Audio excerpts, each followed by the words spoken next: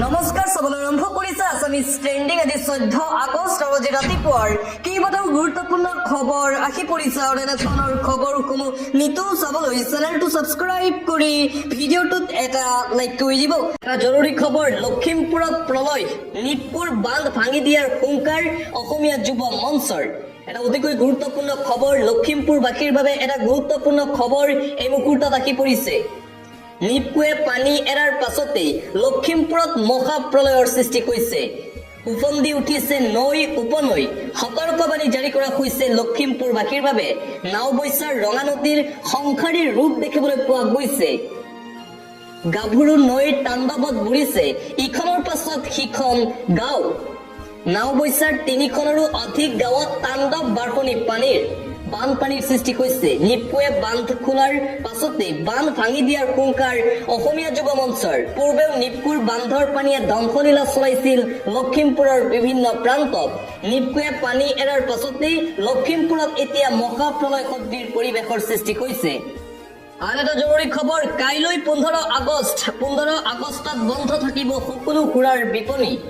15 আগষ্ট স্বাধীনতা দিৱসৰ দিনটোতেই বন্ধ থাকিব সকলো সুৰাৰ বিপণী। স্বাধীনতা দিৱস উপলক্ষে বন্ধ থাকিব সকলো দেশী বিদেশী সুৰাৰ বিপণী। স্বাধীনতা দিৱসত শান্তি শৃংখলা বৰ্তাই ৰখাৰ লক্ষ্যৰে বন্ধ ঘোষণা কৰা হৈছে। নিয়ম ভংগ কৰিলে ভৰিব লাগিব জৰিমনা। বাৰ সুৰাৰ বিপণীসমূহলৈ জাৰি কৰা হৈছে এই জাননী। আৰু এই সিদ্ধান্ত গ্ৰহণ কৰা হৈছে উত্তৰ প্ৰদেশত। উত্তৰ প্ৰদেশৰ প্ৰশাসনে জাৰি কৰিছে এই জাননী। পৰৱৰ্তী খবৰ, শিক্ষক শিক্ষাৰ্থীৰ বাবে এটা ডাঙৰ খবৰ। পুনৰ সলনি কৰা হ'ব পাঠদানৰ সময়।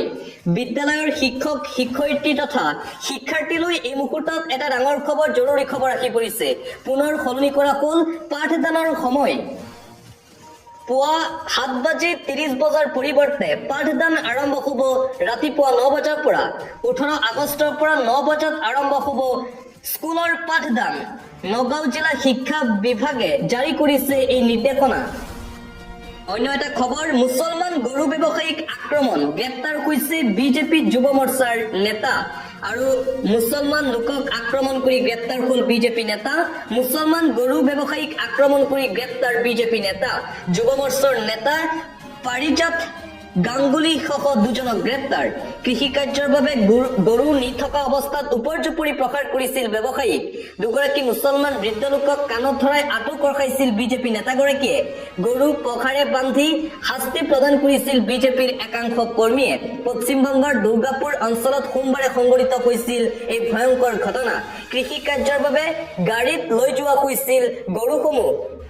গাড়ী ৰখাই ধন দাবী কৰি দলবদ্ধ প্ৰসাৰ কৰিছিল মুছলমান ব্যৱসায়ী কেইজনক। পশ্চিমবংগ আৰক্ষীয়ে পলাতক অৱস্থাত গ্ৰেপ্তাৰ কৰিছে বিজেপি নেতা আৰু আন 2জন অভিযুক্তক। বিজেপিত পুনৰবাৰ খহনীয়া দেখিবলৈ পোৱা গৈছে। বিজেপিত দল ত্যাগ 300 নেতা কৰ্মীৰ। নিৰ্বাচনৰ পূৰ্বে বিজেপিত খহনীয়া অব্যাহত আছে। নিতৌ বিজেপিত এতিয়া দল ত্যাগৰ জোৱাৰ। BTR নিৰ্বাচনৰ পূৰ্বে বিজেপিত দল ত্যাগৰ জোৱাৰ। উচ্ছেদৰ বিৰোধিতা কৰি বিজেপিত দল ত্যাগ কৰিলে শ লোকে।